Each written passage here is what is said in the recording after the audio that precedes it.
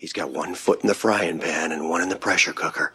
Believe me, as a bowler, I know that right about now, your bladder feels like an overstuffed vacuum cleaner bag, and your butt is kind of like an about-to-explode bratwurst. Hey, do you mind? I wasn't talking when you were bowling. Was I talking out loud?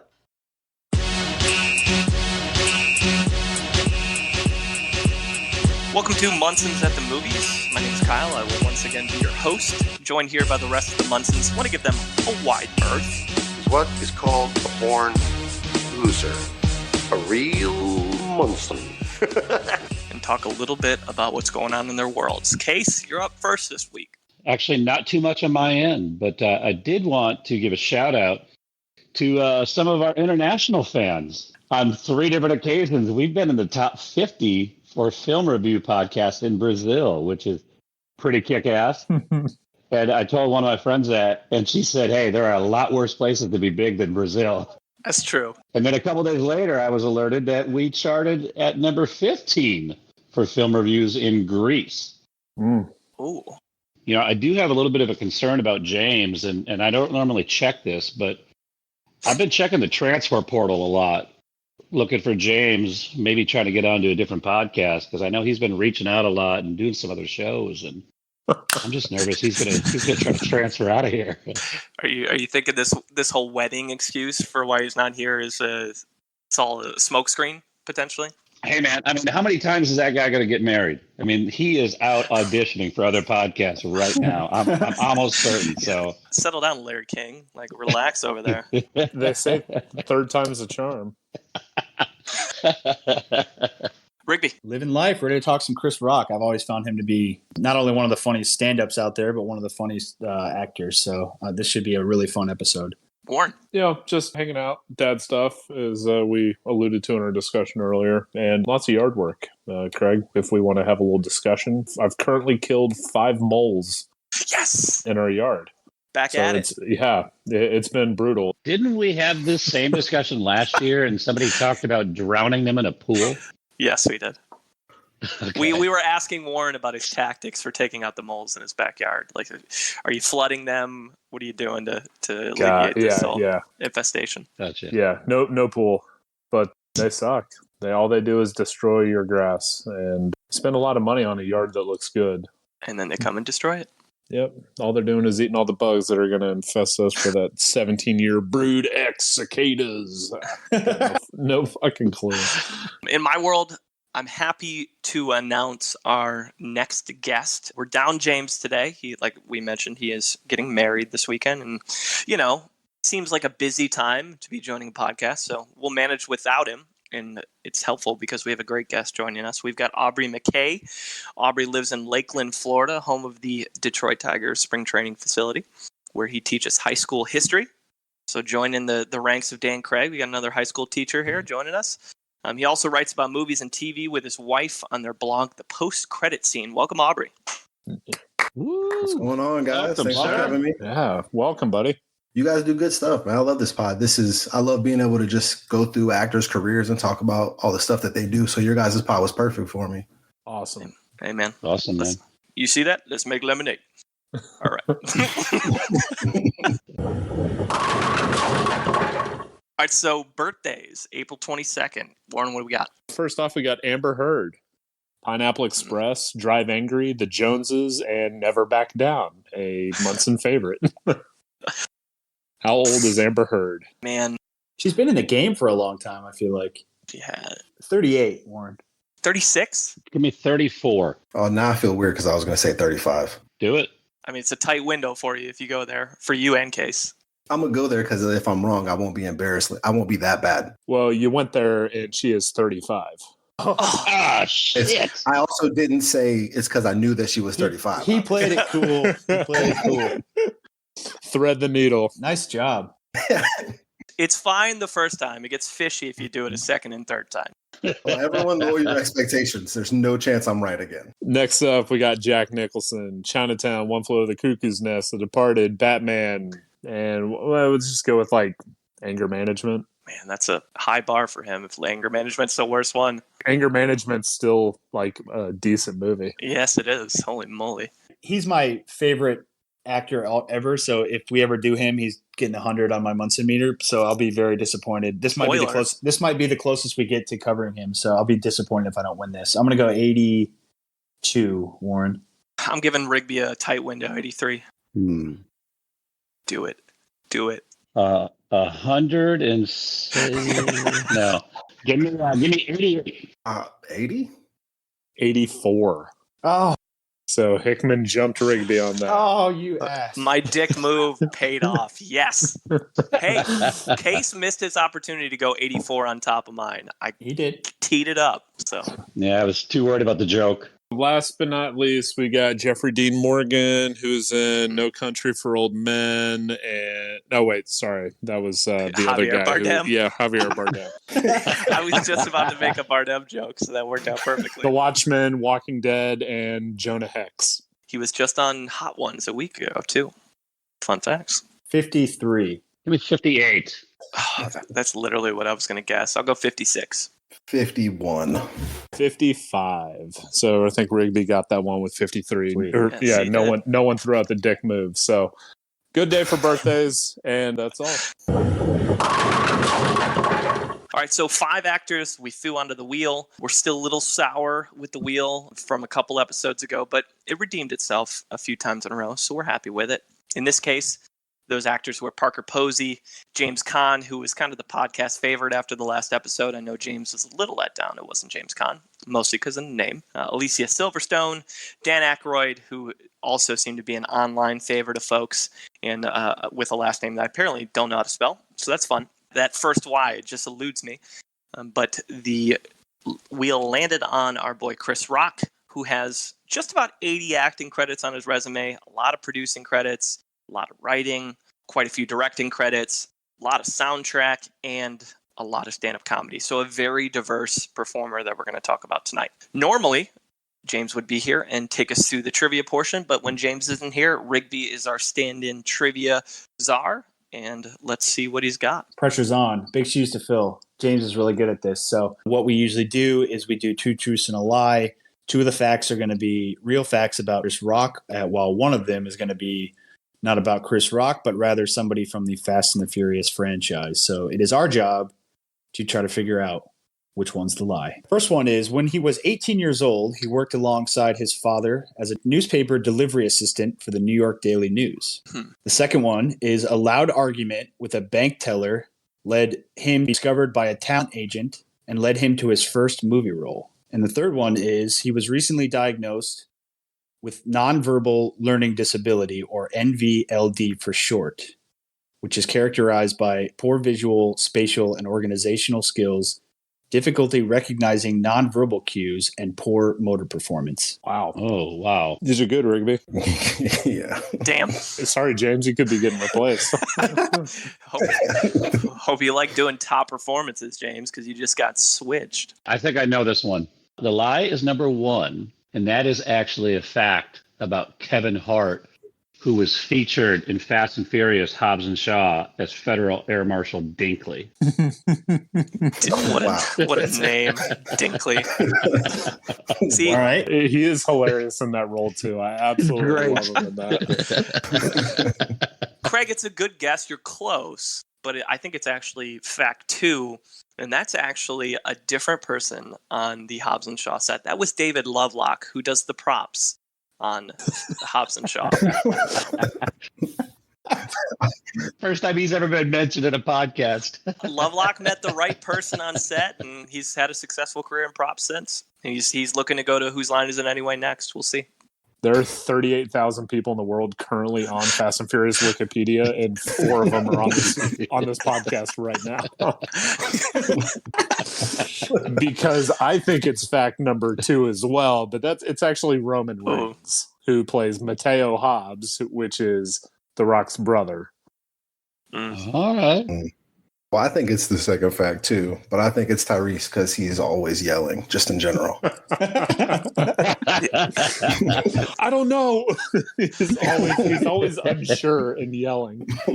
The aggressively average Tyrese. We love it. That's great. The first one is actually true. Chris Rock, when he was 18 years old, by that point he had dropped out of high school, and he worked alongside his father Julius as a newspaper delivery boy for the New York Daily News. The New York Daily News wrote an article about it a few years ago about how he was connected with them because he wrote a column for them, which is kind of cool. So basically the guy who delivered the paper was 30 years later, he was writing op-eds for him, which is kind of cool. So fact number 3 is also true. Recently, he was diagnosed with nonverbal learning disability. He knew that he had some social ineptitude, so he got tested. One friend suggested that he get tested for Asperger's syndrome, and so he underwent hours of testing. And while he wasn't diagnosed with Asperger's syndrome, he was diagnosed with this NVLD, which I had never heard of before. But apparently it's a common thing, but it's not really well known. Basically, like I said, the condition is similar to Asperger's, but it's basically you have trouble with nonverbal communication, difficulty recognizing cues, and poor organizational skills. So that's interesting. I didn't know that about our friend Chris Rock. And number 2 is the lie. A loud argument with a bank teller led them to be discovered by a talent agent and led them to their first movie role. That is actually Charlize Theron. Whoa. When Charlize Theron was 19 years old, she got into a loud argument with a bank teller at an LA bank, and standing behind her was a talent agent named John Crosby, who said, "I think we can work together." So he handed her a business card. And this is great. He was her first talent agent. He hooked her up with some movie roles, and then when she got so big, she eventually fired him and moved on to another agent. So those movie agents and talent managers, it's a dog-eat-dog world out there. So that was an interesting way to be discovered.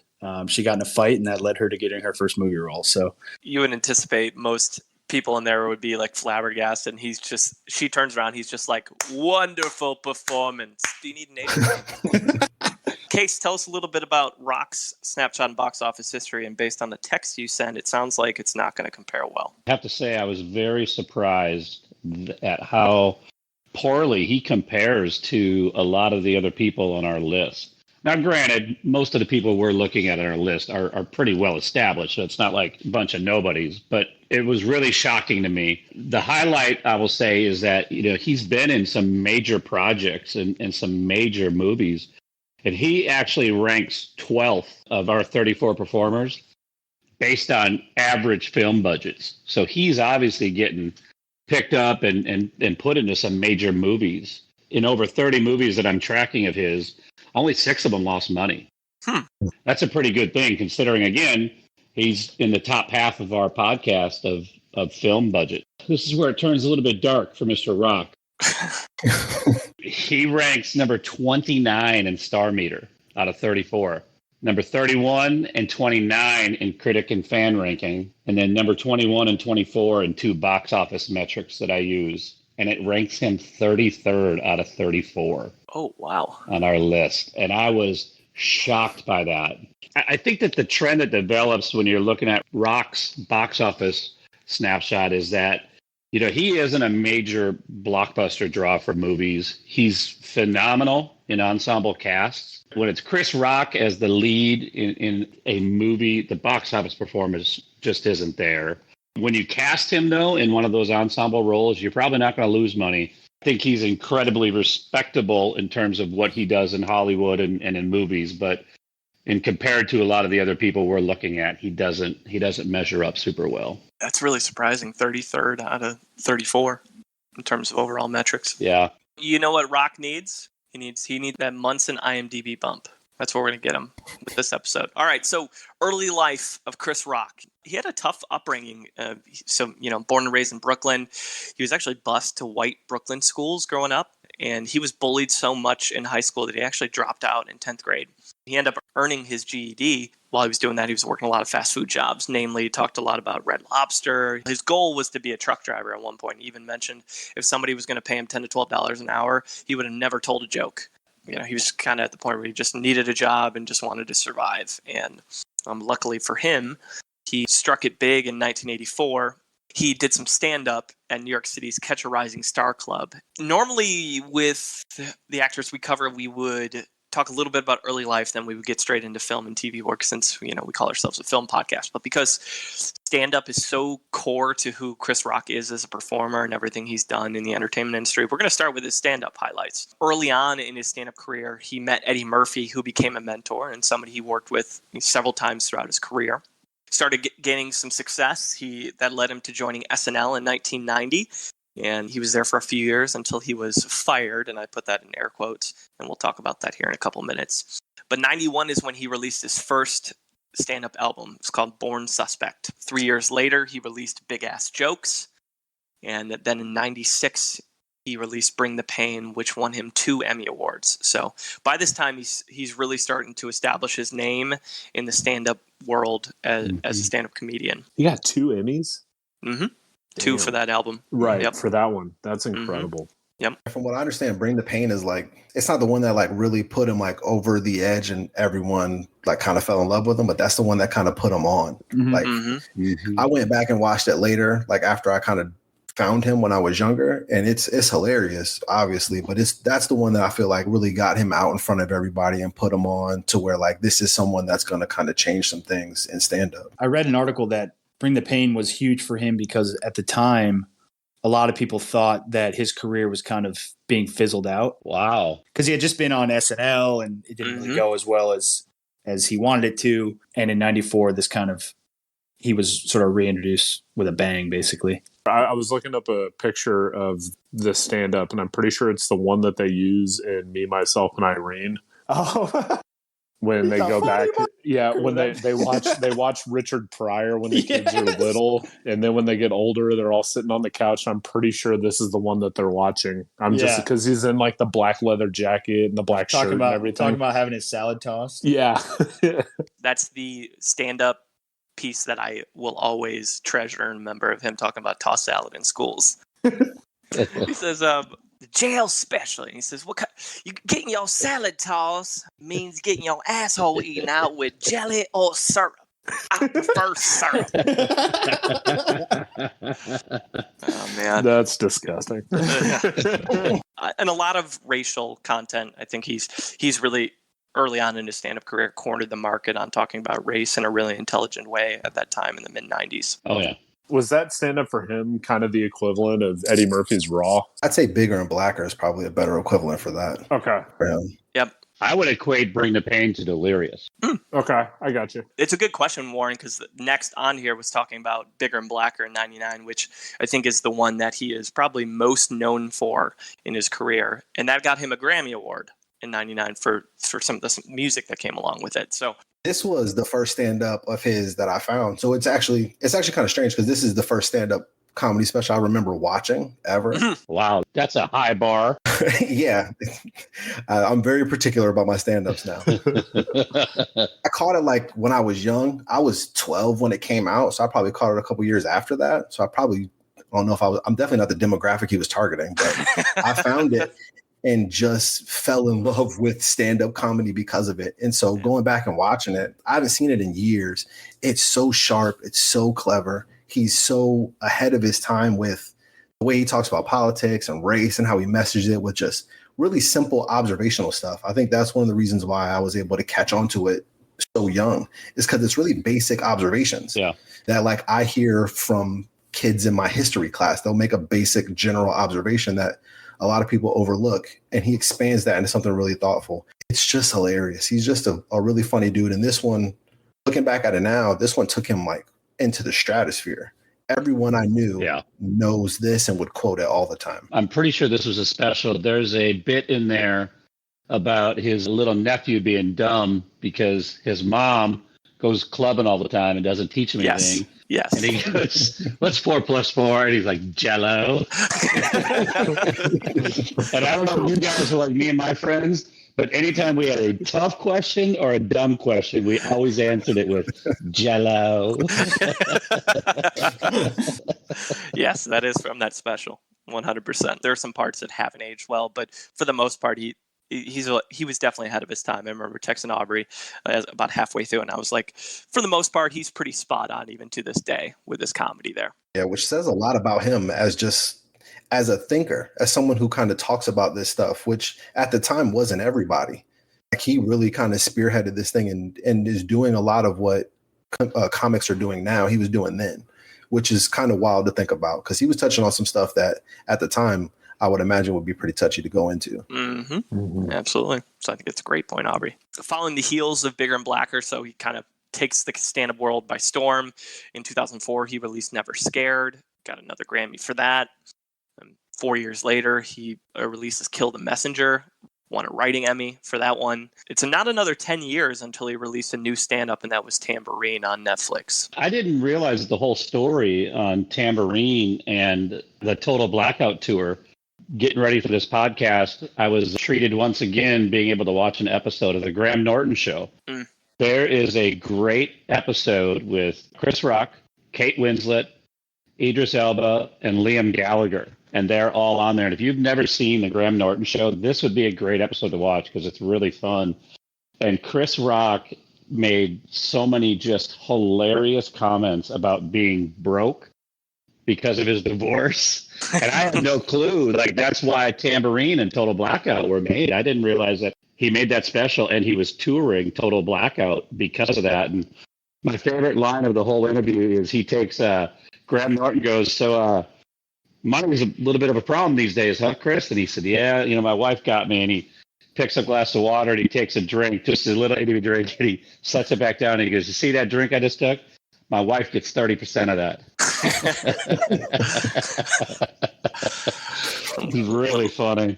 A little self-deprecation from him. You gotta love it. Throughout his career, he's received 9 Primetime Emmy noms for his stand-up work, and all that kind of led to a Comedy Central poll from a few years ago where he was rated the 5th greatest stand-up of all time. No big deal. Damn. Do we know who's ahead of him? It's Richard Pryor, George Carlin, Lenny Bruce, yeah. and Woody Allen. That list doesn't age well. Bill Cosby was number 8, so this list is. We could just move him to 4th then. Let's just go ahead and move Chris Rock to number 4. Eddie Murphy's 10. This list is Roseanne Barr is number 9. Oof. All right, so this is a weird poll because I was talking to some of my friends about where he kind of places in history because I think of it more like sports, like eras. So I don't even really compare him to like Richard Pryor or anything like that because it's just different eras. And of his era, I'm not sure that there's anybody better than him, at least more influential. So like that's why I asked because he's just a all out legend. Yeah, no, you're right. I'd agree 100%. The only person I would say is Seinfeld, but that's just because I love Jerry Seinfeld. He paved the way for Chappelle to do what he did, and then he paved the way for the next person, just like Pryor and Eddie Murphy had done for him with Carlin and everything. So yeah, eras is an awesome way. The dynasty. I love that. It's great. The only way I would give him a nudge over Seinfeld, Rigby, I appreciate his social commentary, and I don't know that Seinfeld did a ton of that. Yeah, all he did was talk about fucking airline peanuts. Peanuts? Yeah. He did it masterfully. I like Rock because of that. More socially relevant from that standpoint. It could be a super deep allegory we just don't get, but I'm pretty sure he was just talking about peanuts. So that kind of gives you a good foundation as we talk about Chris Rock, his varying incredible success from a stand-up comedian standpoint. Taking a step back again to his SNL background, he's a cast member from 90 to 93, 57 episodes. So he's on there for quite a while. He also hosted SNL twice. So in 2014, he made his return. And then once again in 2020. So very recently, he was back on SNL. From my search of his old SNL skits, it seemed like he was doing a lot of commentary. I didn't see as many characters like we would have saw with Maya Rudolph, like the breadth of characters that she used to do. It seemed like Chris Rock was mostly himself in most of them and doing a lot of social commentary. He doesn't have a ton of characters, in which, like, looking back on his career, it kind of makes sense. Like, him being on SNL almost doesn't make sense to me. Yep. Because he's not like a character type guy. He basically did like stand-up bits. Like, my favorite stuff that I saw was when he would do Weekend Update stuff.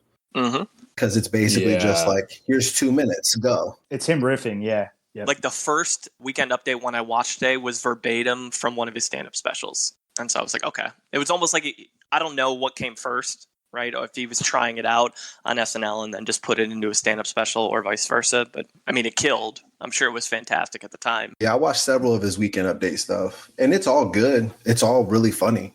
But that's just, I just kept looking and I'm like, I don't think I'm going to find any characters here, which I'm kind of okay with. The one thing that makes him perfectly suited to do Weekend Update is that hilarious little smile that he has after he makes a punchline. Yep. Yeah. The presentation style translates very well to his stand-up work. So it was a good 3-year run for him. He left to go to In Living Cover, which we'll talk about here in a second. That's SNL. That's stand-up. That kind of gives you a baseline for who Chris Rock is. Let's get into his film and TV work. 1991 is going to be his first feature film.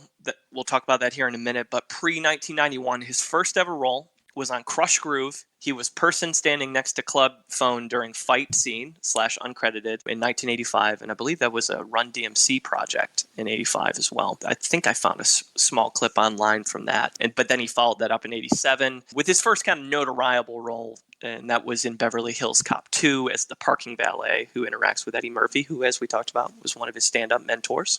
That same year, he was in an episode of Miami Vice. And I was looking online, and I guess a lot of the Miami Vice fans say that the episode he was in, called Missing Hours, might be the worst episode. I don't think it has anything to do with Chris Rock. Really? I saw a bunch of stuff on YouTube clips by fan accounts that are like, this is the worst episode of Miami Vice. So take that for what you will. Miami Vice is #1 new show. #1 new show. Have a time. You should come around in the winter. Very depressing. Where's the beef? But it's not until 1988 that you really get to see kind of his talents on screen in I'm Gonna Get You Sucker as the rib joint customer in 1988, which is a blaxploitation parody because it's from the Wayans brothers, very much in the ilk of Don't Be a Menace from a parody standpoint. And it was right up my alley. This movie's great. So I saw this movie when I was younger. I saw this when I was like young. Because like my parents loved this movie. So I watched this when I was young, but I kind of forgot about it. So I revisited. This movie is amazing. It's just completely nonsensical. Nothing really makes sense. And it's hilarious the entire time. His character is just gold, which his character turns into an In Living Color character that he does again later. And it's just hilarious going into the rib joint, trying to get one rib for 50 cents. It's amazing. Isaac Hayes is like, one rib, and thinking like one full wrap. He's like, no, a rib for 50 cents. The best part is after he's trying to negotiate 15 cents for a sip of soda, and he goes, fuck the cup. How about put it in my hand for a dime? Oh man. It's not, I guess, not a cameo, but it's a great little appearance for him.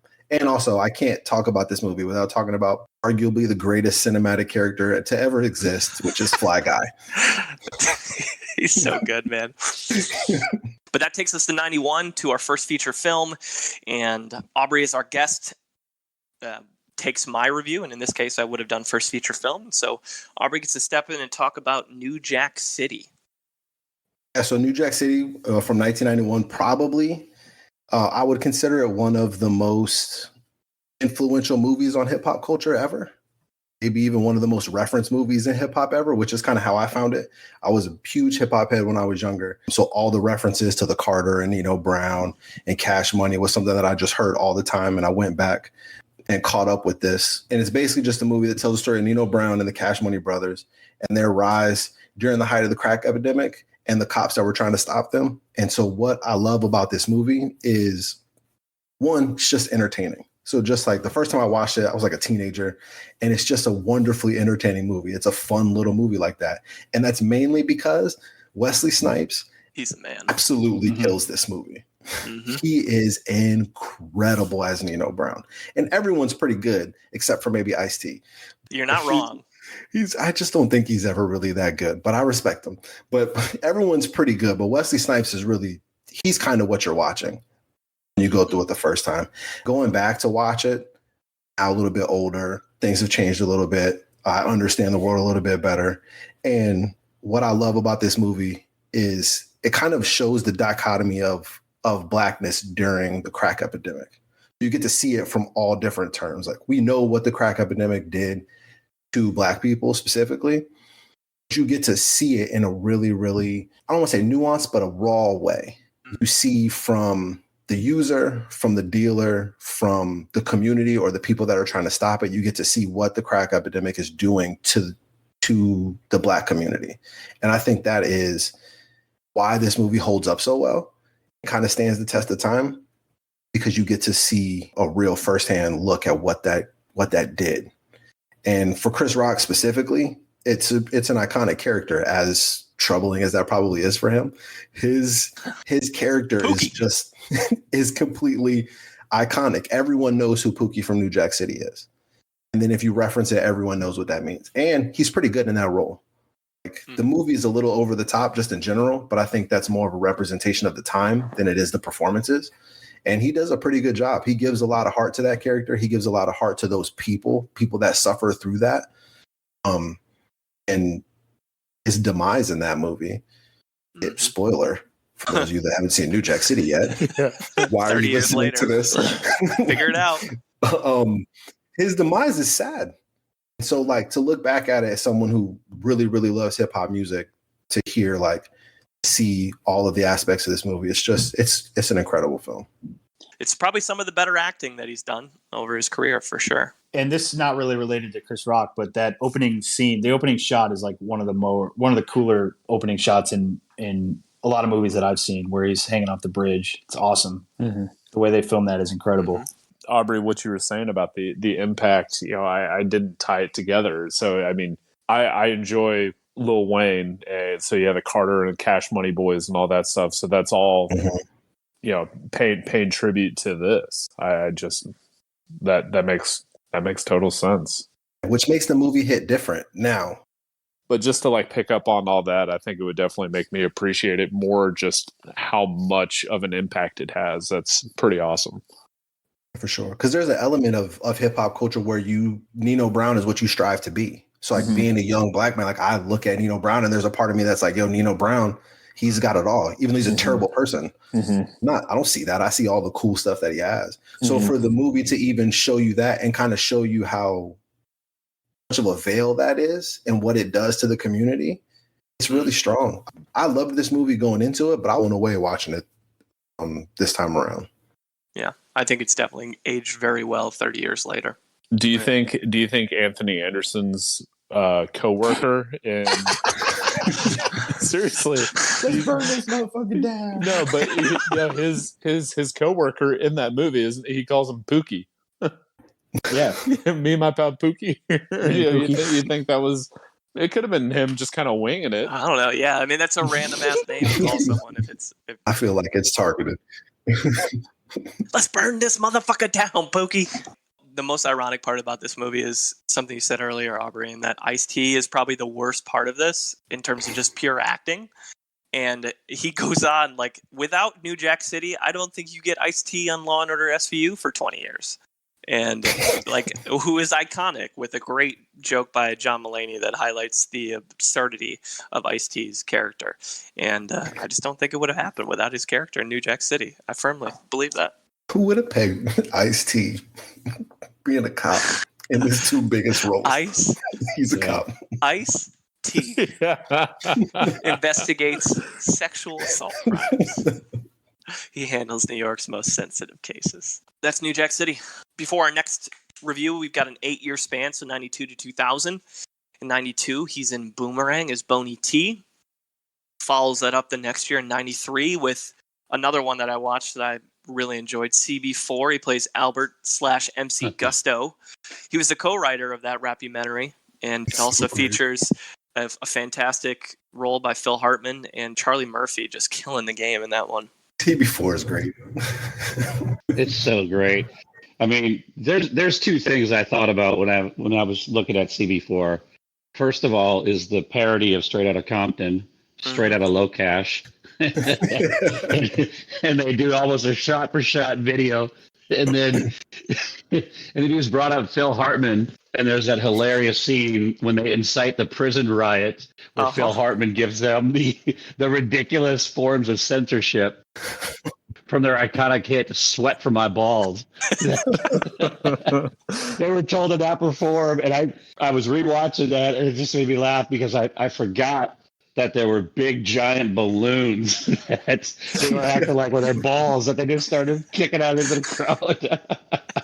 It's great. I also think like it shows kind of how smart Chris Rock is with this kind of stuff. Because the parody, yes. Because what the movie I thought about when I was watching this was Pop Star Never Stop Never Stopping, which is a movie that I deeply love. Oh, Deeply love that movie. You found good company because we love it. Not a lot of people talk about that movie. Not enough. But I thought about that, especially at the beginning when you're getting interviews in their documentary from other rappers and the rappers that they're parodying are in the movie. But the fact that he's able to parody something but put a little bit of weight behind it. Because he's parodying gangster rap and kind of poking fun at it. But he's also poking fun at like political establishment and how they're responding to it and why they're responding to it and capitalism. And he's poking at all kinds of things with this parody. And so like it's a hilarious movie just because it's stupid. It's also funny to watch and really well put together from the parody standpoint. I didn't realize he had written that. That's interesting to know. Co-writer. From the brain of Chris Rock for sure on that one. You could definitely sense his comedic style throughout that one. Mm-hmm. So in 97, a couple years later, he joined his SNL co-star, Chris Farley, in Beverly Hills Ninja as Joey. And Chris Rock's role is pretty limited in that one. He's not super prominent. He's helping out Farley throughout the movie. Yeah. But he is in Dr. Dolittle in 98 quite a bit as Rodney, the guinea pig, which is, I guess, his first voiceover role, which he does quite a bit in his career. And his voice stands out. As a voice actor, he stands out like a sore thumb with his characters, and the guinea pig is a perfect example of it because that guinea pig is just like hyper active and in your face. But I did rewatch Dr. Dolittle for the episode. I brought that back to 23 years or whatever it was. Yeah, I definitely remember his voice, and he's a pretty prominent one because this is like his daughter's guinea pig, and so like the first time that he can remember hearing, except from when he was a kid. So it's like his relationship and his kind of relationship with Eddie Murphy, and you can definitely tell they have a good back and forth. And that was going to be my other note. It's another collab with his mentor, Eddie Murphy, which he hit crosses over quite a few times. 98, he enters the world of Lethal Weapon, and Lethal Weapon 4 is Lee. I loved him in this movie. It was good to see him with such established and like well-known actors and be able to get in and just mix it up. I mean, at the time, Mel Gibson, no one was bigger. Danny Glover, nobody was bigger. Rene Russo, no one was bigger. Pesci, no one was bigger. And he fit right in and traded shots with all those guys. Mm-hmm. Didn't he add a comedic element to the movies that they really didn't have up to that point? He was bringing on the new audience because this was 98, so it was the year before Bigger and Blacker. And That's right. For him to pop up at this time, because it was how many years after the first one? Well, the first one was 87, so this would have been 12 years. Yeah, this would have been 10 years almost. Yeah. Lethal Weapon 3 was in 92, so this was 6 years after that. Quite a pause. That was the one that made the most money by far. Yeah. You know, at that point they brought everybody back. You got, bring in him, and you also got Jet Li. Jet Li as a bad guy, he was great. Yeah, he was awesome. Jet Li. Definitely. And the first one is obviously the best Lethal Weapon, and because it has Gary Busey as the villain, but just in terms of pure badass, Jet Li's character is he's the best bad guy of that series, I think. And then it follows up 99. He's in Dogma as Rufus. I love this role. I love it for him. I think Dogma is one of the more underrated Kevin Smith movies. And his character Rufus, he's like a guardian angel, and so he's like a foul-mouthed guardian angel, and it's great. Mm-hmm. Well, the turn of the century happens. It's 2000. Millennium is upon us, and we hit. I did not plan for that. I've never heard someone casually drop that into something. Yeah, dude, you've had that one written for 3 weeks. No, I haven't. I literally was going to say Millennium, and I was like, wait, this is a perfect opportunity to talk about Will Smith. People didn't drop that reference when that song was out. Listen, don't you hate on that album. It had some bangers on it. I will stand by that. And that takes us to his largest critic gap in 2000. That is Nurse Betty, and Warren's got it. Not a good way to break in the new year. Not as good as Millennium. That's what I'm hearing. Yeah, it's for the look. I don't like it. So this movie is it was not good. I went into it thinking with a 83 critic, 45 audience. Big gap. I have no idea what these critics are thinking. The cast is incredible. Chris Rock, Morgan Freeman, Greg Kinnear, Renee Zellweger. Who the fuck is Renee Zellweger? Crispin Glover, Allison Janney. Like it does go on and on. But the movie's got a really fucked up Aaron Eckhart. So she plays just this Midwestern, or she lives in Kansas. She's kind of just your run of the mill small town girl, works in a diner, is absolutely in love with this soap opera, and her husband at the time is caught up in stuff with drugs. She witnesses him getting scalped. Like Chris Rock scalps Aaron Eckhart, and he's wearing a mullet, so he deserves it. But she scalps him, and like it's so traumatic for her that she like blows a fuse in her head, and she forgets all about that. She's compensating for it, and so she then thinks that she is a part of the soap opera like cinematic universe, and that she's a character who's a long lost lover for Greg Kinnear's character. She drives to LA, and in her mind she's like, oh, we were engaged and I broke it up and all this shit. And she gets there and she still thinks that it's part of the real world, and then she kind of snaps out of it when he brings her on set because he thinks that she's just trying to get a role in the show. He takes advantage of her, and I'm pretty sure they bang at one point. And then the movie just ends with Chris Rock and Morgan Freeman dying and her ending up back in Kansas. The movie has it's like, it's going to be funny, it's going to be sad, it's going to be suspenseful, it's going to be it's garbage. And it just can't pick and choose what emotion it wants to convey. And I did not like it at all. The funniest part was that near the very end, Chris Rock has a bunch of people tied up in a room and he's holding them hostage. And Chris Rock is like the heavy in this movie, which is not something that he normally does. Yeah. To quote a later movie of his, he is as maniacal as a box full of kittens. Like he's holding a gun to this guy's head. And the guy's like, please don't shoot me. I've got 2 kids and a dog. And he hits him with the butt of his gun. He goes, who doesn't? I thought that was fucking hilarious. But I just like, anytime he was trying to be serious, because he was playing Morgan Freeman's son. Mm-hmm. And Morgan Freeman being the nicer of the two is still more intimidating because I think of stature, and it's probably just because I also know Chris Rock at this point in life. In 2000, I'm sure it would have come off a little bit different, especially if I just watched Bigger and Blacker. Just kind of being like this, he goes from one of the biggest stand-ups of the time to being kind of this intimidating presence.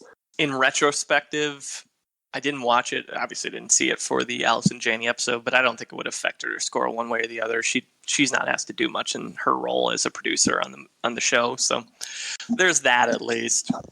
She's fine. She was the most realistic character in this whole thing. Yes, she was. She was the one who was like, "Don't fuck with her, Greg. Don't fuck with her. She's trouble. Yeah. Don't do it." It's an odd one. If you like weird premises that are like a mix of, it felt like an indie film combined with a bunch of A-list actors and kind of combining those together, this is what you get. And it's very split. It's a huge critic gap. All right, so over the next couple of years, first off, he crosses over with William Hurt in AI Artificial Intelligence. He plays a robot comedian in a very brief role. And then he's in 2001's Louis C.K. written and directed Pootie Tang as JB, radio DJ, and Pootie's father. He also produced this one. And Aubrey, I know you have thoughts on this. I have thoughts.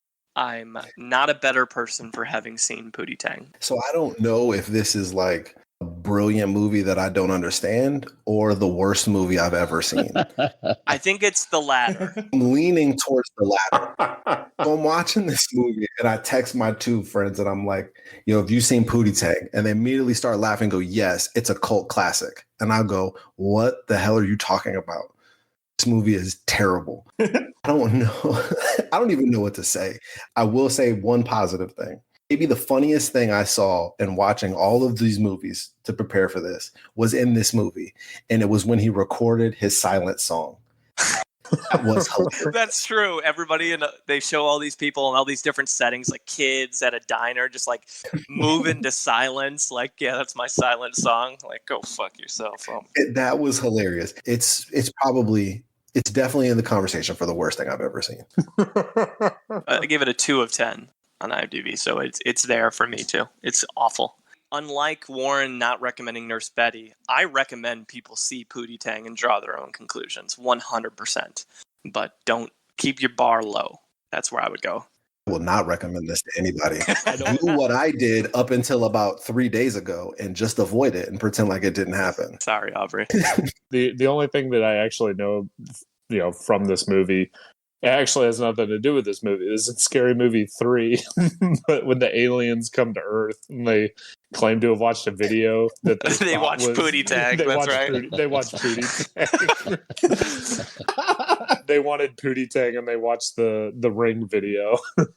That's right. I totally forgot about that. Well, it's got pop culture impact. We'll say that. 2001, he's the title character in Osmosis Jones, an animated film. And then he follows it up the same year with his role as Shaka Luther King in Jay and Silent Bob Strike Back. He's great in this. He's great. They needed him in there because he just brings this very different character than Rufus. And that's kind of one thing that Kevin Smith's known for, is bringing in like the same actor to play completely different roles in his movies. And then he brings them all together in like one movie where they have to play the different characters multiple times. Mm-hmm. But him as Shaka Luther King, he's a director. He's directing Blunt Man and Chronic. And he recognizes he's the only black person in this movie. And all of his jokes are basically hitting on that. And like Jamie Kennedy is an assistant to him, and he's like, "Did you bring me a coffee?" He goes, "You spit in it, didn't you? You spit in my coffee." He goes, "Do you tell your dad you bring a black man his coffee?" He goes, "It'd kill him. It'd kill him, wouldn't it?" And he slaps it out of his hand and goes, "Clean that up. Matter of fact, give me a blonde-haired white boy to clean that up." and Jamie Kennedy goes, "You're the man, sir." And he goes, "No, you're the man, and that's the problem." It's just all he does is like joke after joke after joke on that, and it fits so well. And it's so like self-aware of the entire movie. I'm pretty sure Kevin Smith's in the background, like looking at the camera the entire time he's saying all this stuff. So good. Because he's only in like one scene, right? Yeah, this is a movie I've seen 20, 25 times. This is when you guys reference Affleck's The Bomb and Phantoms. This is what you're quoting, right? Yeah. Okay. Yeah. That's what I thought. 2 years later, he plays the lead role in Head of State. He's the director and producer of that one. A crossover with Keith David, who's in, I think, one scene in the movie about what's the synopsis of Head of State as his character is Maze? He's selected to run for president, right? Yeah, he's an alderman in like a DC neighborhood. DC, yeah. That's right. I think it's both the Democratic candidates die and they needed someone that they could run but wouldn't win, so one of the people behind them could win in 4 years. Mm-hmm. Yeah, they wanted to bring on somebody to appeal to new demographics so that when James Rebhorn ran, that they would be like, "Oh, this is the party of like progressiveness and acceptance and everything." And then it backfires because he does very well. Yeah, I kind of like this movie. I didn't mind it. Yeah. It's very light for a political movie, and they hit on a lot of political items while being very like light about it. Also, Bernie Mac is great in this movie. Yes. Bernie Mac shows up in this movie and it's just gives it a shot in the arm. He's amazing in this movie. For those who haven't seen it, he takes on his brother as his vice president, who is Bernie Mac. Unconventional choice, but Bernie Mac comes in and knocks some sense into people. Literally. That was a fun one. This sounds like the one movie we've all seen at this point. Like everybody's seen Head of State. I predicted that. He's a lead in it, so it's a good one to watch if you're going to watch one with Chris Rock. So Head of State featured Who We Be by DMX. Rest in peace. That's kind of a theme in his movies. And to not drag this down, it was kind of sad. In Down to Earth, he has like a whole Rough Riders anthem like bit that is done when he's the old white man. I mean, not to spoil top 5, but DMX gives maybe the greatest cameo in the history of cameos in that movie. His cameo actually in Sum 41's music video. I actually recommend going and finding that. They were both in Toronto filming a music video, and DMX rides through a house party for 2 seconds on a 4-wheeler. That might be the greatest cameo of all time. Well, then 2002 comes, and we hit his lowest critic score, and that's Bad Company. And Case is going to talk about it. Title's a little foreshadowing, boys. Bad Company. Bad Company. All right. Bad Company is a 2002 action comedy thriller directed by Joel Schumacher and produced by Jerry Bruckheimer. And it stars Chris Rock and Sir Anthony Hopkins. And so far, you might be thinking to yourself, this is going to be a great movie. Yeah. No. You would be wrong. The movie really struggled in the box office. It lost $4 million. It's one of his few movies that lost money. The critics came in at a whopping 10%, followed not too far by the fans at a 35%. Probably closer to the fans than the critics. But, I remember watching this movie when it came out, and I enjoyed it. And watching it for this podcast, it doesn't hold up as well as I probably thought it would have with the ingredients we've already talked about. But here's a quick rundown on the plot. Chris Rock plays both Kevin Pope, a.k.a. Michael Turner, and Jack Hayes. Kevin Pope is Jack Hayes' identical twin, and they were separated at birth. Kevin Pope, a.k.a. Michael Turner, is a CIA agent. Jack Hayes is a street smart ticket salesman, whoop your ass in chess at the park guy. During a CIA mission, Agent Pope is killed while on assignment with Anthony Hopkins in Prague. In order to complete the purchase of this deadly bomb from terrorists, Hopkins needs Pope. The problem is he's dead. So the only solution, his twin brother, Jake Hayes. Mm-hmm. This actually could have been a really good role for Chris Rock to showcase two completely different ends of the spectrum as he's having to portray two completely different characters. Had he done this movie 10 years later, I think he would have had better range to pull this character off. Accurate. Combine that, he's working alongside Anthony Hopkins, who's an incredible actor. A legend. Yeah. One of the few treats in this movie for me, however, is the villain, Peter Stormare, who literally plays the same character in every single movie as the villain.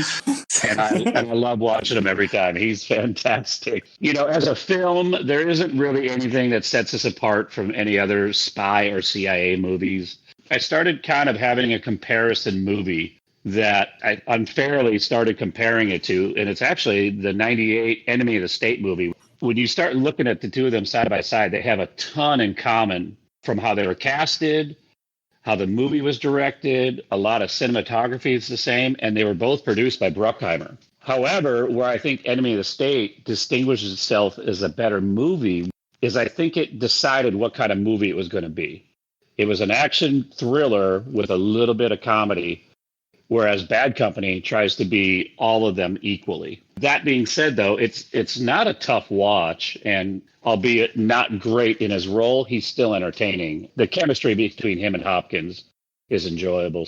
I do understand why it got rated as lowly as it did for both critics and fans. I didn't think Chris Rock was bad. I think he was good when he was able to do what he does. This movie was actually slated to come out right after 9/11 occurred. They pushed it back to later in the year because of the terrorism angle and all that stuff. And this was the last major film production to be filmed inside the World Trade Center. Oh, that is unique. That is very interesting. Yeah. 3 years later, he plays probably one of his more well-known roles as Caretaker in The Longest Yard. I like this movie. Uh-huh. Yeah, I do too. It's a fun movie. He's good in it, man. He's hilarious in it too, for sure. The chemistry between him and Sandler is awesome. Who you gonna kill? What makes Sandler so great in this is he just like he's a vessel for comedy in this. He's not trying to make the humor. He's not he's not doing grown-ups-esque stuff. And so it really makes this movie more enjoyable. And the cast is great. You get all the wrestlers in there and everything. It's a fun movie. Is this the first time that he works with Sandler on the film side? Oh, it's gotta be. Good question. Film side, I think so. Because obviously we're going to talk about a lot more. 5 years since SNL at this point. Yeah, I guess this would have been the first one. First of many. The Longest Yard. Is this also him just doing a Morgan Freeman from Shawshank Redemption impression? Pretty much. Get you anything you need. One of the things that I liked about this Longest Yard as a remake, it had such a different tone than the original that it was easy to enjoy next to it. Right. Mm-hmm. Right. Yep, and I love that they repurposed Burt Reynolds into a different role, too. I thought that was good. Yeah. Smart in their part. It was like him giving it a nod, being like, you know what, I'm good with this. That same year, it's a big year for him. He makes his appearance in Madagascar as Marty, another one of his prominent voice roles. He sounds awesome compared to David Schwimmer. This is true. Very accurate. The first of 5 roles. I mean, he's in 3 different Madagascar movies and then a couple shorts that we'll mention a few of them movies go forward. Really funny in that. Yes, he is. It's him and the Penguins that carry that first movie. For sure. Those penguins are amazing. Yeah, I don't think the Madagascar movies get talked about enough as just good animated films. Like, they're solid. For the first one, I honestly like whenever they tried to do one that was exclusively penguins, then it got rough, and then it was one that was like exclusively lemurs. I was like, good lord. It's kind of like Minions. Like Minions were great in small doses, and then they made an entire movie about Minions. It was like, I don't speak made up words, and like they're kind of beating the jokes. You won't like Pootie Tang, is what you're saying. Madagascar is one of the few animated movie series that we've looked at that the ratings have actually gone up. The first 2 weren't rated very well, but by the time you get to 3, they're finally getting into 70s for both of them. Mm-hmm. Jesus Christ. 2 years later, he directs and plays Richard in I Think I Love My Wife. I didn't really care for the movie all that much. I don't think it really works in the way that he kind of wanted it to, but I do think it highlighted 2 things that I found interesting. One, you can kind of see, I read an interview that he did, I think it was with Vulture, and he cited a bunch of people that he was really influenced by, or people that he wanted to kind of work with or be around. And he was talking about like Richard Linklater and Woody Allen and like high level people. This was an older interview, by the way. Kind of artistic, cinema guys. And I think you can see the Woody Allen influence that is on him with this movie, which as a director, you see come out more and more, because I think you can see it in Top 5 also. And then I also think you see it in 2 Days in New York, which he didn't direct, but it's very Woody Allen-like. Mm-hmm. I told you, Rigby. You did. Said it's like Woody Allen. You can see that this movie, even though it's not, I don't think it works that well, you can see that he has the talent to tell a story of this nature well, which comes to fruition later. That's good. Same year, the last movie I watched before we recorded, which is delightful, is the Bee Movie. And he plays a character named Mooseblood, who is a mosquito who's in 2 scenes. And kind of has a funny scene at the end when he becomes a lawyer and he says, I'm already a blood-sucking parasite, and they just gave me a briefcase. I thought that was funny. But he's not really in it much. It's Jerry Seinfeld's movie as the main bee. In 2008, he plays a taxi driver in 1 scene, and You Don't Mess with the Zoan. So we see some more Sandler there. 2008 as well, he's in the second Madagascar, Escape to Africa. And then in 2009, he produces and writes and hosts a documentary called Good Hair, which Kelsey and I got really into. We watched it in multiple settings, and it's a documentary about Black women's hair. And he travels all over the world to explore the world and especially the financial side of weaves and how much people pay for that and where it comes from in India. It was a really fascinating documentary to watch. Dude, it's a great documentary. It's I good. feel almost It's good, man. I almost feel like it's kind of underrated because I didn't really hear much about it. It's great. And what works so well is that he's able to infuse like just a basic observation, which is what his stand-up is kind of centered around. Mm-hmm. A basic observation about Black women's hair. And he takes it to such an intellectually creative, satisfying place. Yep. You learn so much about like systemic, the things that are going on, the economics behind it, what it's saying to people. And he never really offers much of an opinion. No. Kind of is just giving you a ton of information and let you figure out what you want to do with it. It's a great documentary. I was blown away by this one. Yeah, it was really good. If you guys get a chance, and if you're listening, check it out. I think it's on Tubi and Prime. It's a good watch. Good hour and a half. It was the top rated thing, like top rated item that he did. Oh, yeah. Oh, interesting. I didn't include it because it was, a documentary. Yeah, he's interviewing the whole time, so he's not really acting. But he does that. Yeah. He does that well too. And they interview some really fascinating people, and it crescendos at a basically like a hairdressing competition in Atlanta, where they do these like really extravagant skits around hairdressing. It's fascinating to watch. And then in 2010, we see, which I think is probably the biggest Munson crossover movie we've covered, and that's Death at a Funeral. He plays Aaron with James Marsden, Regina Hall, and Keith David. I think that's the most. I think 4 Munsons. I think 4 is the most. Mm-hmm. Yeah, so I would think so. Death at a Funeral. Funny. His role's pretty funny in that. And we enjoy James Marsden as the drugged up naked guy on the roof in that one for sure. He's great. He's great. For a funeral movie, it's so light and it's definitely enjoyable. And what's wild is this movie was directed by the same guy who did Nurse Betty. No shit. That's wild. Wow. Yeah. 2010. Grown-ups, largest audience gap. James would normally cover it, but again, wedding things. So I'm going to step in for him. This is kind of fun for me because it's like the backward review on the Maya Rudolph episode. I did the Grown-ups 2 review. Had never seen actual Grown-ups. And you loved it, right, Kyle? Yeah. Oh, yeah. I was just blown away. Cinematic masterpiece. Terrence Malick-esque. I mean, I was blown away from start to finish. Terrence Malick blows. This is better than Terrence Malick. Did not love Grown-ups 2. I can confidently say I liked Grown-ups better than Grown-ups 2. Low bar, but Agreed. I did like it better. Mm-hmm. The split is huge, so everyone knows it's a 62-11 on Rotten Tomatoes, 62 for the audience, 11 for critics. So critics did not like this at all. It's interesting to watch a movie like this when you've seen the sequel first and kind of seeing things go backwards. What I will tell you, just very quickly, because we talked about Grown-ups 2 before, Chris Rock plays a character named Kurt McKenzie. They call him Mackenzie. He is the least important of the 5. In terms of like coverage and the storyline, they barely talk about his character throughout the movie. Maya, his wife, gets a little bit more coverage in terms of some of the jokes and screen time. But when you look at Schneider, Spade, Sandler, and James, their characters definitely take more of a prominent role in the movie comparatively to Rock, which is kind of sad. But he had a couple highlights in the movie at the end when he and Tim Meadows are on the court as the only black guys on each of the teams. And they're like jockeying for who scares white people more in their small town. I thought that was kind of funny. When he's like, yeah, well, when I go to the convenience store, white people run from me. I'm like, all right, that's kind of funny. But overall, basic gist, right? Their basketball coach dies and they all come back for 4th of July. They spread his ashes and then it's them just tomfoolery and shooting arrows in the air and trying not to die when it hits the ground. Yeah, Chris Rock has such a minimal role, and they give him more in the second one, but it's really like they play on such a racial stereotype for him, where it was, the scaring people, but it's definitely a humor purpose, but then it's also both him and Tim Meadows are like by far the worst basketball players out of everybody. Yes, this is true. and they totally drive that into the ground like 3 or 4 times in the movie with like flashbacks of them playing the game where Adam Sandler made a shot and that like changed everybody's lives. Like, all right. It's Grown-ups.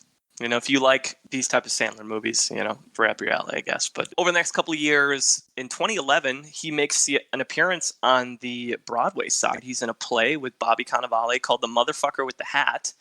And he actually got a Drama League Award nomination for some theater work, which is, I think, the only theater work I could find. So good for him. One and done. got some noteworthy awards love there. That's got to be hard with the learning disability thing. Oh yeah, Nonverbal learning disability. That's got to be super hard on Broadway. Mm-hmm. That is super, super impressive. And, that was one thing that I was thinking. I was very surprised when I read ahead and saw that, where I was like, I think it'd be really easy for him to get a Tony leading up to this. And then once you said that, I was like, oh, that's definitely why he doesn't have one. It's a great point. To not have the benefit of cut and reshoot over and over again. Yeah. That's tough. I didn't even think about that either. 2012, he's in 2 Days in New York, which Aubrey had mentioned. He plays a character named Mingus alongside Julie Delpy, who directed it. And that's that movie that's very Woody Allen-like. There's a recurring joke in the movie about how his name sounds like cunnilingus as Mingus. That's probably the pinnacle of that movie for me, because otherwise I thought it was pretty forgettable. I thought it was fine. Yeah. Julie Delpy's great. Yeah. I kind of walked away from that movie being like, I was kind of amazed at what she did. And I like Chris Rock being in it's a different role.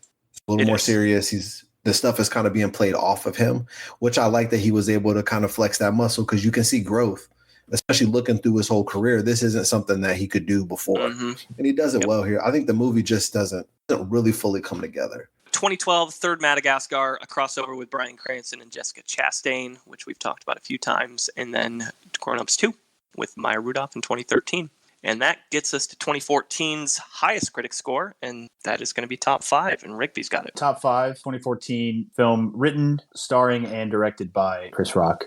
I remember when this movie came out, it got really good reviews. It came out during Christmas time, I believe. It was like early December. And I didn't see it when it came out, but I do remember, like I mentioned, it getting really good reviews and his performance was getting raved. I'm very thankful that I watched this because I really, really enjoyed it. The movie's kind of cool the way it's set up. It's basically like an autobiographical movie for Rock. It's about a comedian who's looking back on his career while he's being interviewed for a story. And you can tell it's very personal for Rock because a lot of it follows his rise to stardom and like what people might see as like a downfall and eventual rise again. And it also has like a lot of his friends and like people that he's worked with, Adam Sandler in cameos, Jerry Seinfeld, people that are, you recognize throughout. It's like Chris Rock has been in their movies and now they're kind of repaying the favor and like they're in his movies as cameos and small characters. So that was kind of cool. Chris Rock, as I mentioned, he plays Andre Allen. He's a former comedian who is being interviewed by a woman named Chelsea, who's a New York Times reporter played by Rosario Dawson. And it's just him reflecting on his career. And the movie eventually he makes him realize that he needs to return to his comedy roots in order to be happy and do what he feels most comfortable doing. So I'll keep that for my review. It's kind of short, but I think we can talk about how personal of a movie it was for Rock. And he even said that. I think he said in an interview that I read that this was his most personal film. And I would say it's one of his best performances. And it's obvious why it was so, critically acclaimed at the time, because I think people saw it for what it was, just like a really good movie with a cool premise and good performances, and a movie that Rock sort of saw as like his passion project. And I'm really happy that it turned out well for him because I really enjoyed it. But I adore this movie, like absolutely adore this movie. And I saw this in theaters when it came out and I just hadn't revisited it for whatever reason. And I watched it a couple nights ago and I was blown away all over again. This is, to me, everything he's shown glimpses of throughout his career comes together here. Yeah. Perfectly. Mm-hmm. And you can really see his ability, like what he can actually do, you get to see in this movie. For sure. Really funny. He's got a good eye for like storytelling and how he wants to get things across. It's really personal, but I also think it's personal in the sense of he referenced this in one of the interviews I read. This also kind of is a bit like Eddie Murphy also. Eddie Murphy had a point in his career where he tried to go serious and people rejected him. And then, so what do you do then? So it was a bit of that because they're so close, and plus his own personal situation that he was going through in his career. Mm-hmm. So I think all those things come together, and it showcases something else I found interesting going through his movies is like, it's not a romantic comedy, but there is a romance in it. It's kind of true with a lot of his movies. I would expect him, and I remembered him, and the perception I had of him is that he would be bad in those situations. He's not. He has good chemistry with Rosario Dawson. And that's some stuff that I saw in some of his earlier movies. He was in Down to Earth with Regina King. They had good chemistry. For sure. Kerry Washington and I Think I Love My Wife. They had good chemistry. Like it's something that he's able to do kind of well in limited spaces. So I was intrigued by that. I think it's a great movie, and it's one of the better comedies that I've seen in the past 10 years. I remember when this movie was coming out because it was filmed at Sirius XM, and I listened to a lot of talk shows on Sirius XM, and they were always talking about seeing Chris Rock being in filming this movie. And so I had 2-year buildup to watch this movie, and that is usually a recipe for disaster. Mm-hmm. You've waited so long to see a movie. And I loved it. One of the things that I like the most as a Chris Rock fan is that he loves this movie and it's the highest critic score. Yeah. I think that's really cool as a Chris Rock fan. That makes you happy. As Aubrey mentioned, DMX is in it. He has a cameo where he's in jail and he sings a song. It's amazing. It is really good. And it was kind of sad watching it, knowing that he died last week.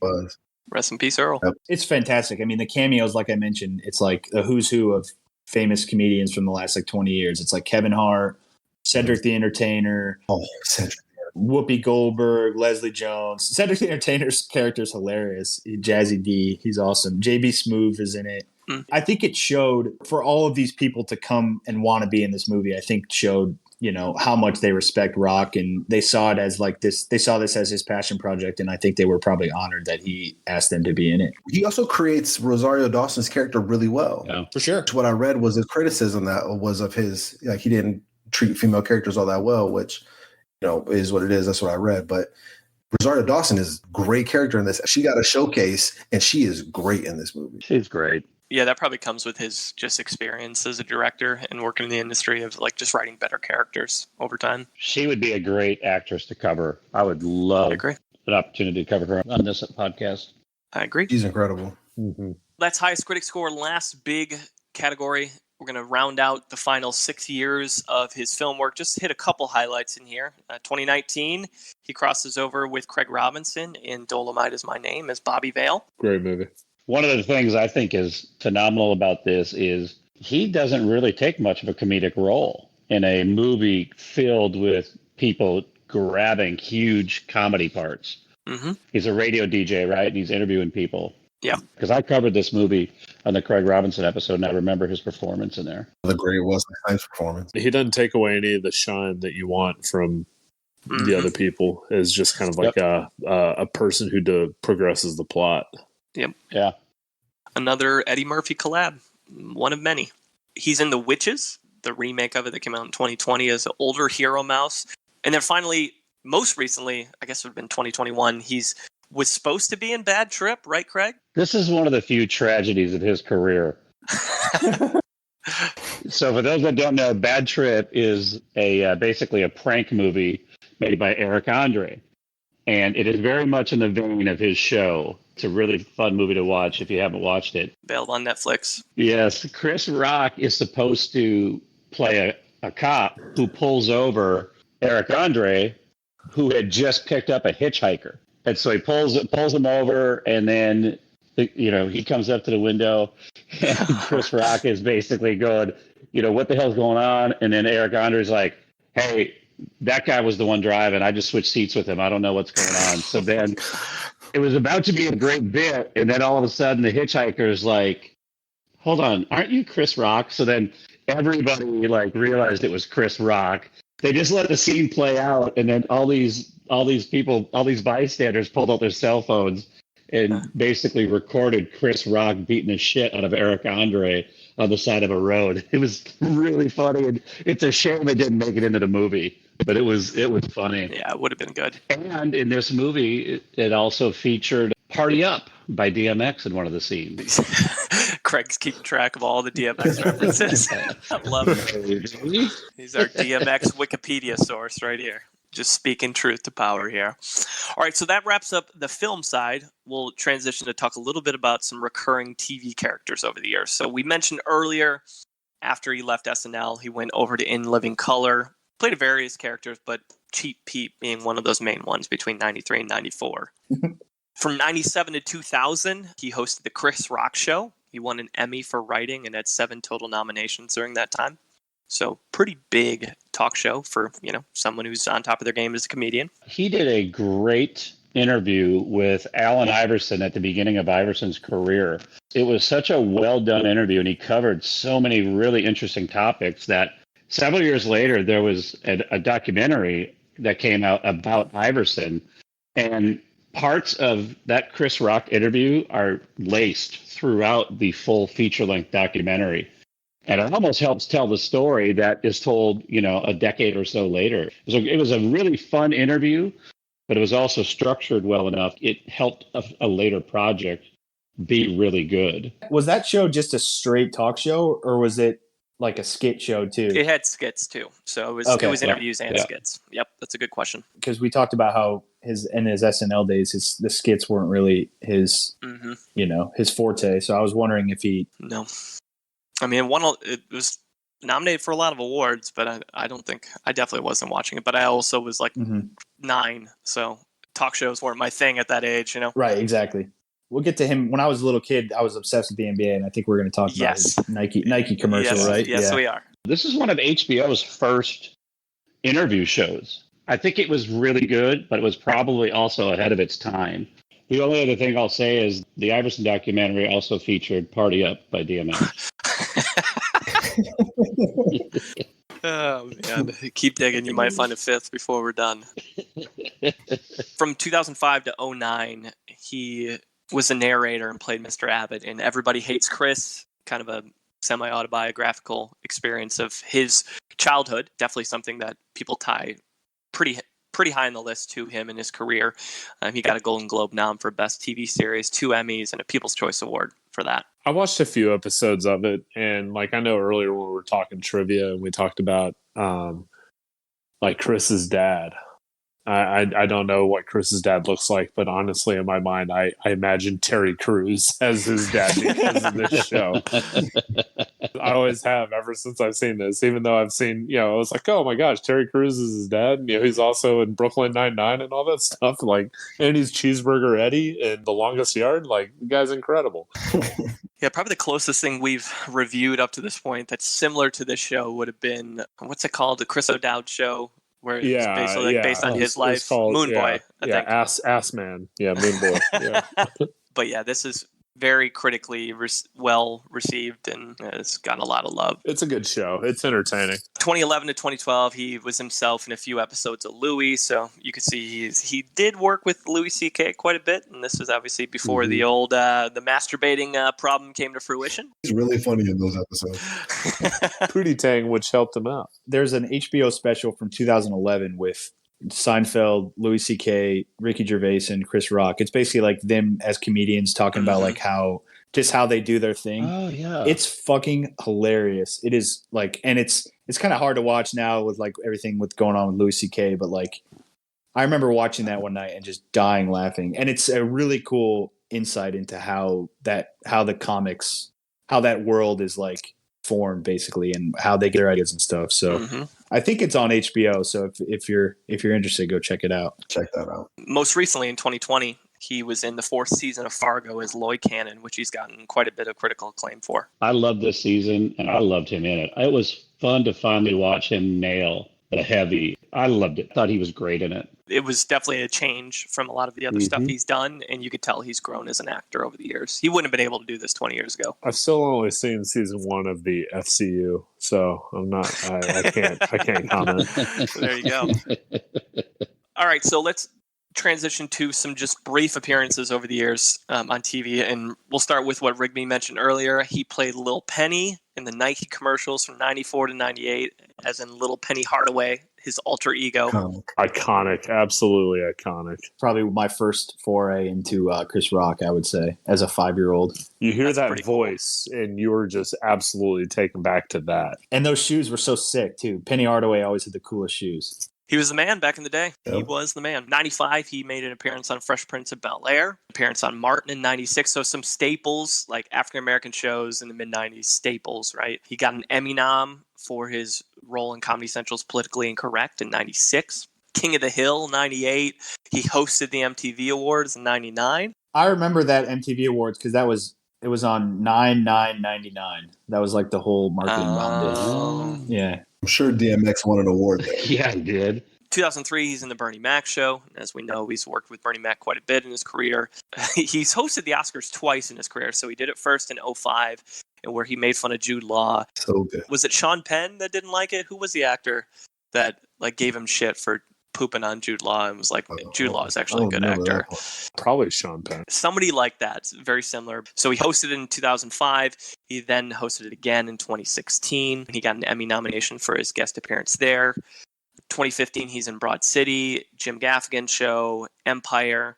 And then in 2019, he was in the Eric Andre show. All I've got to say is bird up.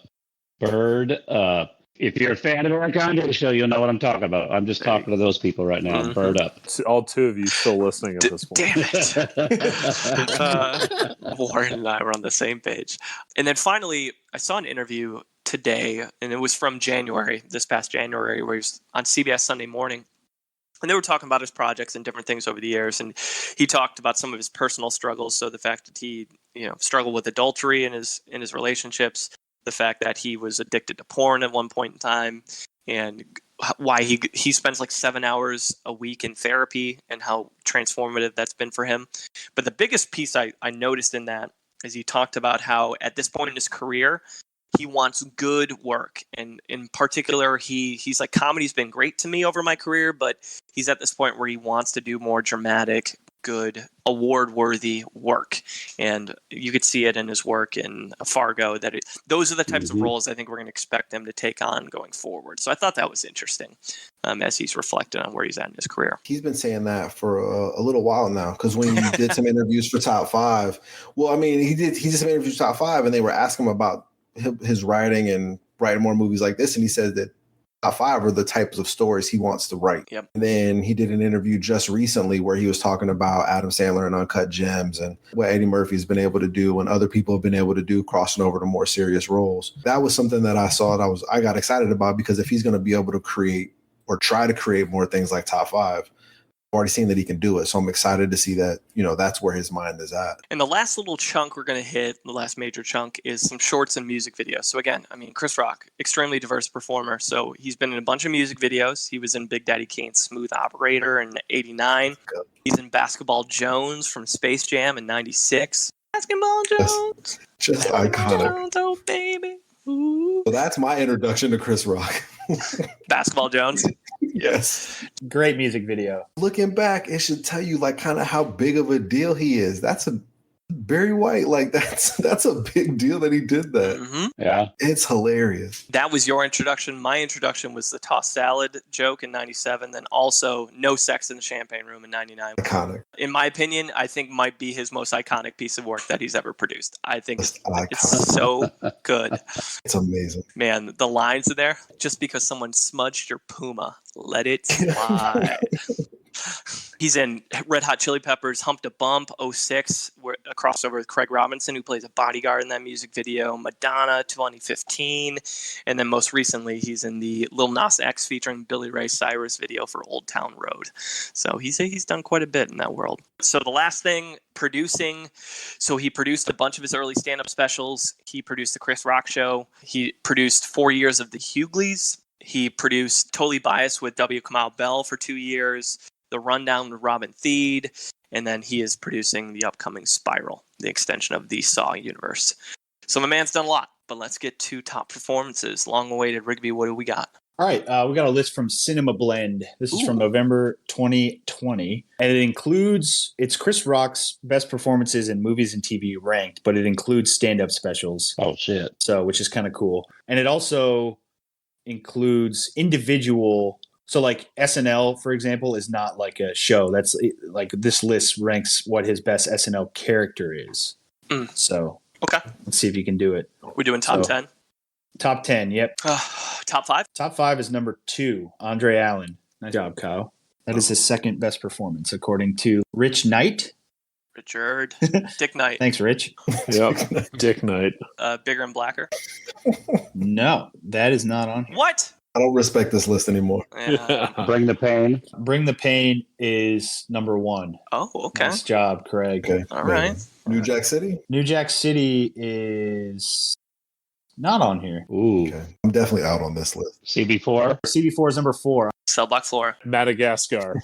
Yeah. 9. Nice job, Lauren. Lethal Weapon 4. Nope. Ooh. Fargo. Nope. I think this list came out before Fargo, so. Oh, okay. Head of State. Head of State is number 8. Wow. I'll give away the SNL character because I don't know if we're going to be able to guess that. Nat X. X. I was thinking shit. that. Yes. Yeah, I was thinking that. That's number 10 on this list. So we still need 7, 6, 5, and 3. Please tell me Rufus is in this. Rufus is number 3. Awesome. Nice There you job. go. Well, let's Good go job. Shaka Luther King as well. Nope, that's not on there. that's a little small, but he's awesome. And we've had smaller roles end up on this. Give me Death at a Funeral. Yeah, that's a good one. Nope. Osmosis. Nope. Pootie Tang. Pootie Tang 7. Nice What? job, Kyle. No. No. This list. Get this list out of here. I gotta respect it. Pookie from New Jack City is not, but Pootie Tang's dad is. Yeah, that's Get outta here. all you need to know right there. Dolomite on there? No, Dolomite's not. Okay. We mentioned one. It's his In Living Color, his most famous In Pete? Living Color. Cheap Pete. Yep. That's number 6. Number 5 is a comedy special. I'll give you that, but it's not Bigger and Blacker. Interesting. Is it Never Scared? Oh, Never Scared. Okay, the one who won the Grammy for. Yep. And are we missing any others? Or is that all? Nope. That's it. That's it. That list, I've got issues. Yeah, but I think it gets the top 3 probably right. I think Bring the Pain is what, in my eyes, that's obviously what. Put him on the map. That's valid. Put him on the map. Top 5 is his best movie, and I think Dogma is probably one of his best performances. So I'm fine with it. Interesting. Dogma sneaking into the top 3. Good for Dogma. All right, Munson Meter time. What we do, we rate every actor on a scale of 0 to 100 based on a variety of factors. Those factors could include longevity, project choice, pop culture impact, acting range, awards footprint, any other talents they might have, their personal life, comedic chops, box office success or lack thereof, or anything else that matters to us. And so this time we will start with Rigby. So I think of how many episodes have we done, Kyle? What is this? This is 34. 34. So I think 30 of the 33 different actors that we've covered, now 34, I think it's safe to say that Chris Rock is probably not only the most like recognizable face, but probably the most recognizable name. Not so much for his acting, but just for his cultural impact. I think people just know who the guy is. I mean, he's a very famous. People could spot him in a room and be like, I know Chris Rock. I know his type of comedy, and I think it's funny. He loses points for just being a good actor because I don't really think he's that great of an actor, to be honest with you. But I think he found a place in Hollywood that he obviously found out how to dominate, and I think there's really something to be said about that. Top 5 was a huge breath of fresh air for me because I didn't know that he really had the acting chops like that until I saw that movie. And I really liked it. And so he gained points for me for there. But I think just in terms of notoriety, cultural impact, longevity, and just overall reliability, whether it's he's writing it or whether it's people are asking him to do stuff, it's going to be a good product when Chris Rock is behind it. And I think he's proven that. So he's going to get an 82 from me. On my end, I mean, Chris Rock is one of the best stand-up comedians of all time, underrated voice actor. I think he's done really good work in that world and doesn't get as much love as he probably deserves. It's hard to forgive him for playing prominent roles in movies like Pootie Tang and lots of shitty Adam Sandler movies, and a few of them we didn't even mention, like Sandy Wexler and The Week Of and stuff like that. He takes a big hit on my end for lack of range. He's got probably the worst range of anybody we've covered up to this point from an acting standpoint. He's gotten better, don't get me wrong, but when you stack them up to the other actors we've covered, even if those other actors don't have great pop culture impact and things like that, they've got a little bit more range in terms of the types of characters they can play. I like that he is very open about his personal life, his struggles, struggling with adultery, porn addiction, but I like the way his career is transformed and that he knows comedy is his cash cow and it's kind of driven him to where he's at from, struggle, like the serious struggle growing up to having a big old house in New Jersey, having a successful career, and pretty much being able to do whatever he wants. I'm really interested to see over the next 5 to 10 years what Chris Rock does on the screen, because I think you're going to see, he might get to the point where he does the type of work that he starts to get some actual like big time award nominations for Golden Globes and Oscars, but we'll see. So on my end, with all that in consideration, I'm going to give him a 71. Aubrey. So I think it's kind of hard to do this with him because he's not a great actor. I think he's good, but he's not great. But when I look at him, he's elite at one thing, which happens to be his specialty. Like, he is an absolute legend in stand-up. He is one of the best to ever do it. And that weighs really heavily for me. There's not many people that can say I'm the best of an era at a thing. And he's a good enough actor that holds it up. But what I was really impressed with by looking through his career is that he's been successful and good at about every aspect you can be. He's directed a good movie. He's written a good movie. He's acted in good movies. He's produced good things. He's done it in TV. He's done it in stand-up. He's made music. He's made commercials. He's done interviews. Like, he's been able to touch all kinds of things. And then his cultural impact is almost unparalleled. So, like, for me, he's a legend to me. He's a legend to the Black community. Like, he matters to me more than most people in Hollywood just because of growing up with him and the impact he's had on me. So he gets dinged because his acting isn't great. I can only point to a couple of places where he was good. Him being an icon weighs over all that. So I'm going to go 85. Case. I have to agree with a lot of what was already said. My score is going to be skewed because I'm a big fan. I love almost everything he does. And anytime I see a Chris Rock project is coming, I'm excited to see it. And I can't wait. I'm definitely going to check it out. And for the first time in the entire time we've done this podcast, I've actually left my score blank coming into tonight. And I've kind of filled it in as we've been going because I wanted to hear some other people's inputs because I kind of feel like a fanboy of Chris Rock as I'm evaluating him. Some people have already brought it up. I mean, he's a legendary comic. And all of my favorite comics talk highly of him. That carries a lot of weight with me as well. Like Aubrey just mentioned, his writing and his producing and his acting and his music and everything he's done. I would imagine this dude carries a lot of weight in the entertainment industry. And yet you never hear of him treating people poorly. And you never hear of him having a lot of problems. We've talked about some, but people at that level of fame and that level of power usually have more problems than he's had. I think he's one of the more prolific social thinkers, entertainers, and commentators of my time. And I've always loved his ability to look at social issues and provide a commentary that not only is entertaining, but it really makes sense and it hits home. And I've always appreciated that about him. I'm going to try to be a little bit fair when comparing him to some of the other actors and some of the other scores I've given. But with everything that I've said and trying to be fair, I'm going to give him a 77.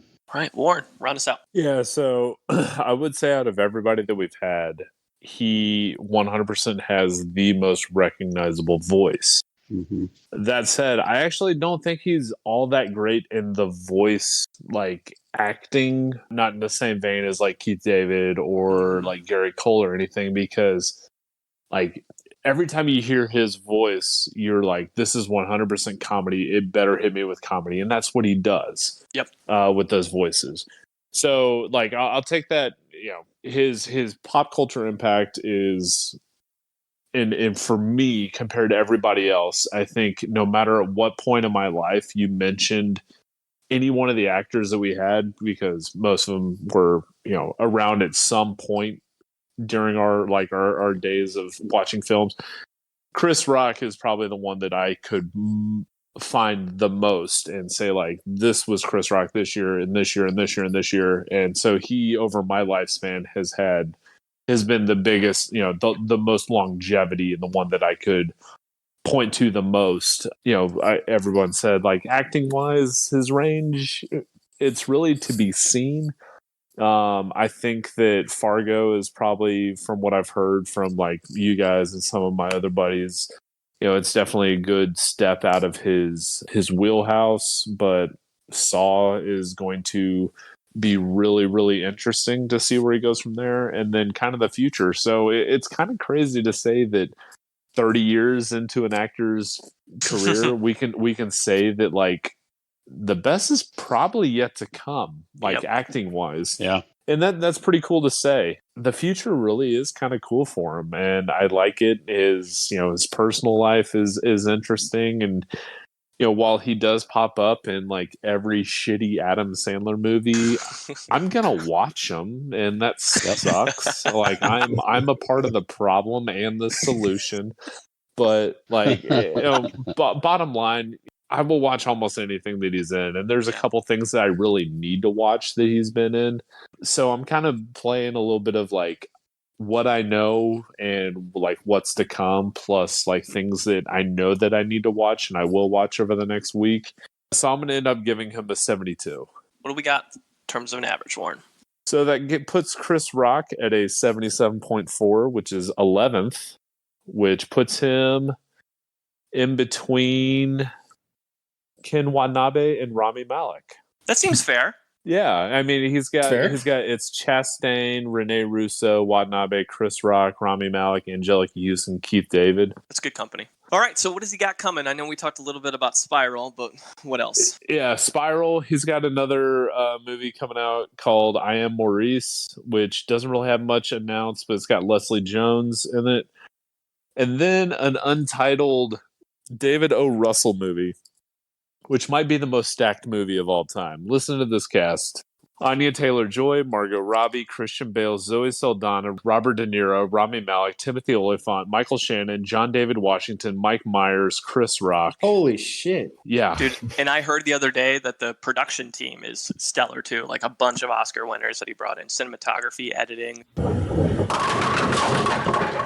All right, so we got 5 actors we're throwing onto the wheel for episode 35. Those 5 are James McAvoy, Bonnie Hunt, Lake Bell, Timothy Olyphant, and Alfre Woodard. What do we love? What do we hate? That's a solid little list. That's a very solid list. Yeah, Olyphant would be awesome. Alfre Woodard would be fun. Olyphant would be fun. Anybody but Lake Bell.